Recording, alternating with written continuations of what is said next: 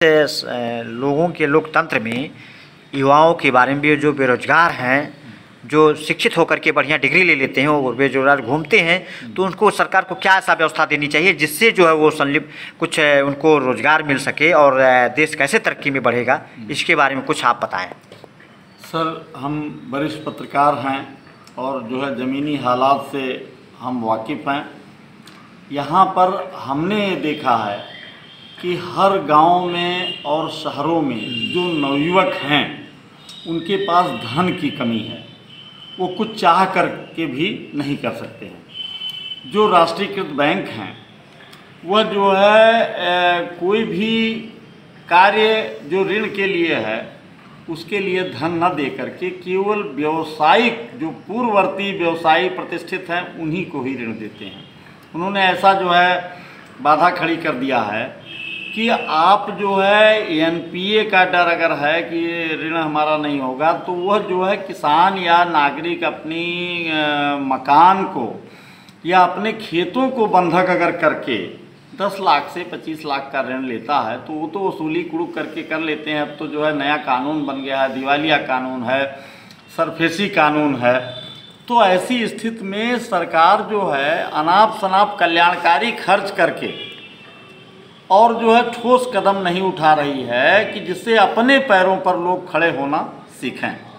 सरकार जो है बैसाखी का सहारा ले रही है। आज जो सबसे बड़ी समस्या है जुलाई है, बहुत से लड़के जो है सिर्फ इसलिए नहीं पढ़ पा रहे हैं, अगर जो है कि उनको सरकारी कॉलेज उच्च मेरिट में नहीं हो पाया तो व्यावसायिक स्कूल जो है वो बहुत ज़्यादा फीस ले रहे हैं। बीटेक हुआ, नर्सिंग हुआ, ये सब 2-4 लाख है।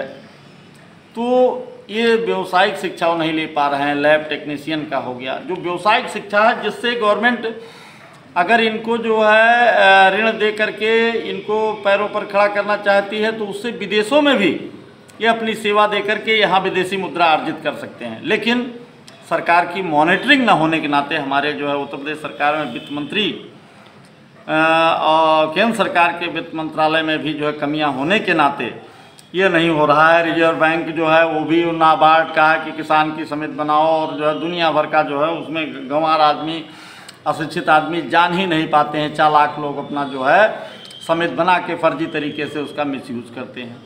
तो सरकार या आरबीआई तक जो है वह राष्ट्र के हित में काम न करके केवल अपने खाने कमाने का जो है जरिया बना रही है। आप जो है देखिए यहाँ पर कि कोई भी कार्यक्रम होता है, इस समय नवयुवक इंटर पास करके बेरोजगार घूम रहे हैं। अब वो बीए करेंगे या बीएससी करेंगे, वो मिसयूज है, फिर नेतागिरी करेंगे, वो राजनीति में जाएंगे क्योंकि खाली है, उनके पास धन है नहीं, कम पैसे में वही डिग्री ले सकते हैं। ग्रेजुएट हुए, पोस्ट ग्रेजुएट हुए, उससे क्या मतलब है। जो काम को हाथ दे, व्यवसायिक शिक्षा दे जिससे वो जो है वो सिक्योर हो जाए, सरकार उसके लिए कोई ध्यान नहीं दे रही है। और सरकार को इस पर ध्यान देना चाहिए। जब नई हुकूमत आई, चुनौती हुई, तो नई हुकूमत ने कहा मैं ये करूँगा वो करूँगा। आज सरकार 5 साल बीत गए हैं लेकिन वह सफल नहीं हुई अपने कामों में, मॉनिटरिंग में, और कुछ क्षेत्रों में सफल हुई। लेकिन यह सब कार्य जो है, आप सड़कें बनाएंगे, पुल बनाएंगे, उसमें भ्रष्टाचार नहीं रोक पाएंगे, बार बार सड़कें बनती रहेंगी। तो पूर्ववर्ती सरकारों आपकी सरकार में अंतर क्या है? आज भी सड़कें बन रही हैं, आज भी ब्लॉक में वही धन जा रहा है, जिला पंचायत में वही धन जा रहा है, कुछ नहीं हो रहा है। करोड़ों अरबों रुपए इस जो है ज़िले का चला जा रहा है और उस पर जो है काम नहीं हो रहा है। हम अभी इतना पिछड़े हैं। भारतवर्ष या उत्तर प्रदेश क्यों पिछड़ा है, इसके पीछे जो है जनप्रतिनिधि कोई सोच नहीं रखते हैं कि क्यों पिछड़ा है। पिछड़ा होने का कारण यह है, देखिए किसी मसले का हल नहीं होता है। अभी एक जो है पीड़ित महिला 3 साल से दौड़ रही है, मोहाना थाने पर गई, जयप्रकाश दुबे जी वहाँ थे, और उनसे कहा कि हमको हमारा पति छोड़ दिया है, हमारे बच्चों को भी ले गया है, दूसरी पत्नी को रख लिया, उससे बच्चे पैदा हो गए, हम लावारिस हैं, न खेत में हक दे रहा है न मकान में हक दे रहा है। मैं दौड़ते दौड़ते हैं, दरोगा ने राय दिया जाकर के 156 करोड़, जबकि उसके पास जो है और सुप्रीम कोर्ट की एक एसआई है, वो सुप्रीम कोर्ट की रूलिंग दे रहा है। अरे सीधा सा जो काम था कि पति जब तलब हुआ तो उससे कहते या तो इसको डाइवर्स दो, इसको एक पैकेज दे करके कि अपना पुनर्स्थापन करें। अब उसको कह रहा है नहीं, न्यायालय से लड़ो। खुद कह रहा है न्यायालय से लड़ो, जहाँ न्यायालय से कुछ नहीं रिलीफ मिलती है। भरण पोषण के बाद जो है 3-3 साल ऐसे पड़े रहते हैं, घर गवाही कोई नहीं दे पाती। जो महिला आप परित्यक्त हो उसको तो गवाही भी नहीं मिल पाती है, और जो थाने से निस्तारण हो जाता, महिला थाने से हो जाता, वो नहीं हो पाता है। और विपक्षी जो है, पुलिस तो जो शिकायत करता है उसके शिकायत के आधार पर वो अपना विपक्षी से पैसा लेकर के बगल हो जाती है। यह है थाने की हालत और महिला उत्पीड़न से संबंधित हालत कि कोई भी कार्य जो है नहीं हो पा रहा। इसी प्रकार से है, देखिए जो है जब कोई समस्या आती है किसानों की तो उसमें त्वरित एक्शन लेना चाहिए।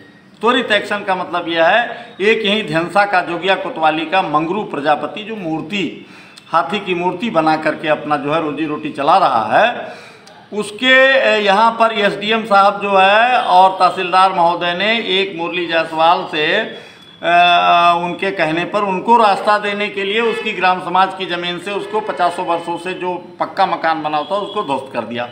प्रश्न ये उठता है, अगर ध्वस्त करते तो सबका ध्वस्त करते, वहाँ सब लोग जो है सरकार में बसे हैं।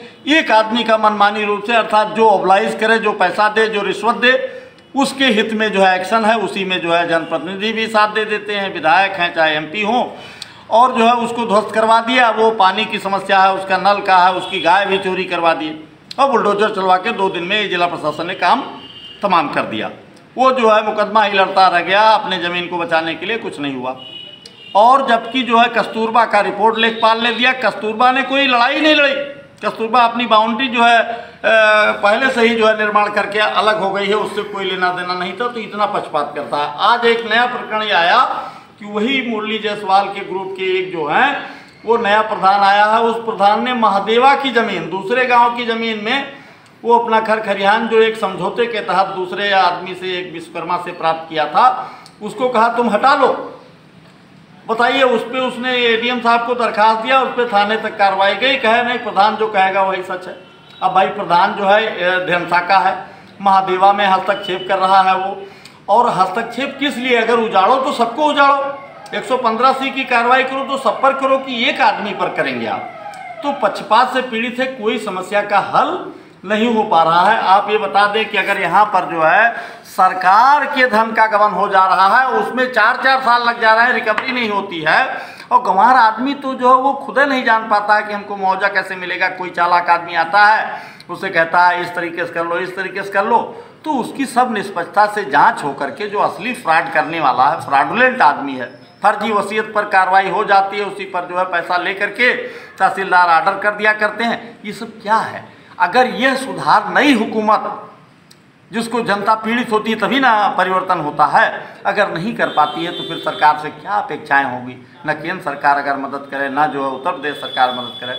हम 500 वर्षों पहले के ज़माने से वही भ्रष्टाचार में चल रहे हैं। किसी समस्या का निदान निष्पक्षता से हो, उसकी जांच हो, उस पर कार्रवाई हो। अब ये सब कार्रवाई जो है वही ढर्रे पर चल रही है। इस समय जो है जनपद स्तरीय न्यायालय में तो समझ लीजिए 1 पैसे का काम नहीं हो रहा। एक पीड़ित पक्ष आता है, अगर वो कहता है कि हमको हमारा हक डिसाइड कर दीजिए या हमको ज़मीन पर स्टे दे दीजिए, तो इशू नोटिस हो जाती है। इससे क्या मतलब है?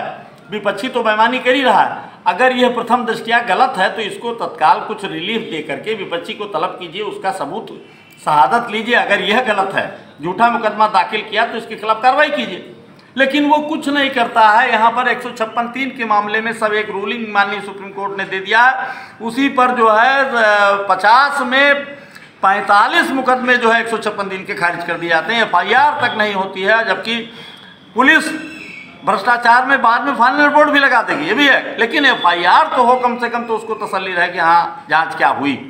बात की स्थितियाँ तो बात की बात है, FIR तक नहीं होती है, ना न्यायालय से हो पाती है, जनपद स्तरीय न्यायालय से। तो ये समस्या है, ऋण की समस्या है। बैंकों द्वारा ऋण जो है अपनी खेती बंधक रख के किसानों को बस वही किसान क्रेडिट में बांध दिया गया, किसान ऋण जो 6 महीने का। अरे भाई वो अपना बंधक रख रहा है, मान लीजिए उसका लड़का है, कोई उद्योग या प्रिंट मीडिया या कोई कार्य कर रहा है, कहाँ से मकान लाएगा? ज़मीन इतनी महंगी हुई है, तो अपना ज़मीन बंधक रख के अगर करता है, बैंक अगर श्योर है, तो उसको बैंक को स्वतंत्रता इतनी देनी चाहिए। पूंजीपतियों में हज़ारों करोड़ रुपए, 20-20 हज़ार करोड़ रुपए अगर जो है नीरव मोदी जैसे लोग डकार गए और गरीबों को 10 लाख और 25 लाख लोन ना मिल पाए कि वो कुछ करें, वो व्यावसायिक शिक्षा ग्रहण करें या बच्चे जो है उनके करें, परिवार परेशान है, तो ये समस्या का निदान होना चाहिए।